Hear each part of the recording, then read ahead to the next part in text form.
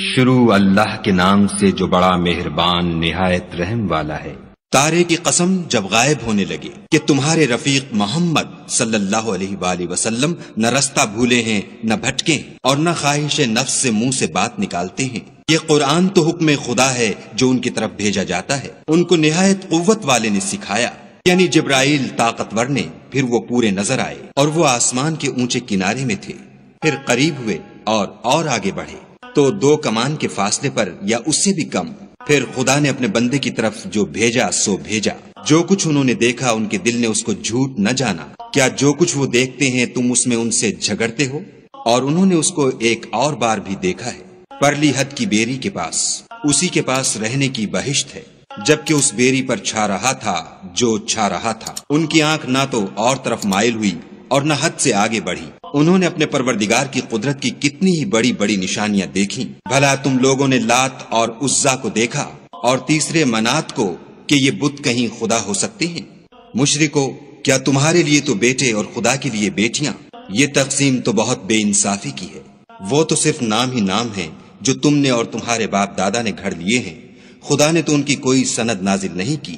یہ لوگ محض ظن فاسد اور خواہشات نفس کے پیچھے چل رہے ہیں، حالانکہ ان کے پروردگار کی طرف سے ان کے پاس ہدایت آ چکی ہے۔ کیا جس چیز کی انسان آرزو کرتا ہے وہ اسے ضرور ملتی ہے؟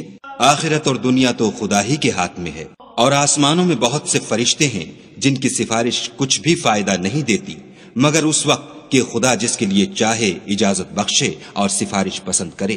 جو لوگ آخرت پر ایمان نہیں لاتے وہ فرشتوں کو خدا کی لڑکیوں کے نام سے موسوم کرتے ہیں، حالانکہ ان کو اس کی کچھ خبر نہیں۔ وہ صرف ظن پر چلتے ہیں اور ظن یقین کے مقابلے میں کچھ کام نہیں آتا۔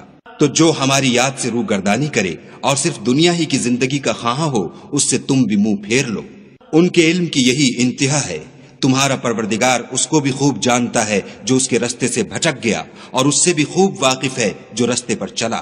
اور جو کچھ آسمانوں میں ہے اور جو کچھ زمین میں ہے سب خدا ہی کا ہے، اور اس نے خلقت کو اس لیے پیدا کیا ہے کہ جن لوگوں نے برے کام کیے ان کو ان کے اعمال کا برا بدلہ دے، اور جنہوں نے نیکیاں کی ان کو نیک بدلہ دے۔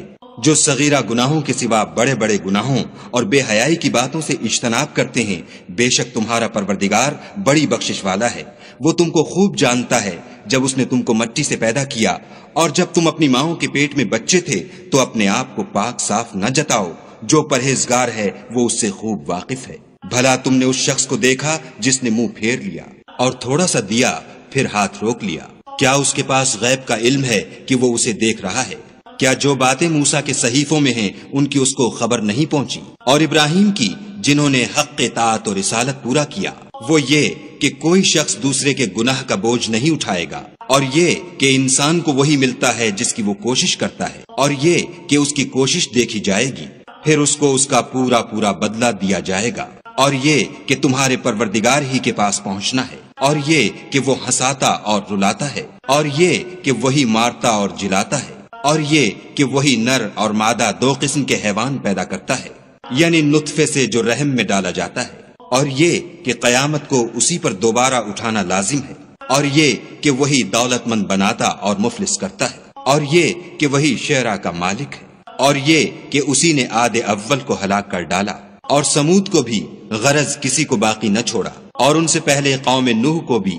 کچھ شک نہیں کہ وہ لوگ بڑے ہی ظالم اور بڑے ہی سرکش تھے، اور اسی نے الٹی ہوئی بستیوں کو دے پٹکا، پھر ان پر چھایا جو چھایا۔ تو اے انسان، تو اپنے پروردگار کی کون کون سی نعمت پر جھگڑے گا؟ یہ محمد صلی اللہ علیہ وآلہ وسلم بھی اگلے ڈر سنانے والوں میں سے ایک ڈر سنانے والے ہیں۔ آنے والی یعنی قیامت قریب آ پہنچی، اس دن کی تکلیفوں کو خدا کے سوا کوئی دور نہیں کر سکے گا۔ اے منکرین خدا، کیا تم اس کلام سے تعجب کرتے ہو اور ہنستے ہو اور روتے نہیں، اور تم غفلت میں پڑ رہے ہو؟ تو خدا کے آگے سجدہ کرو اور اسی کی عبادت کرو۔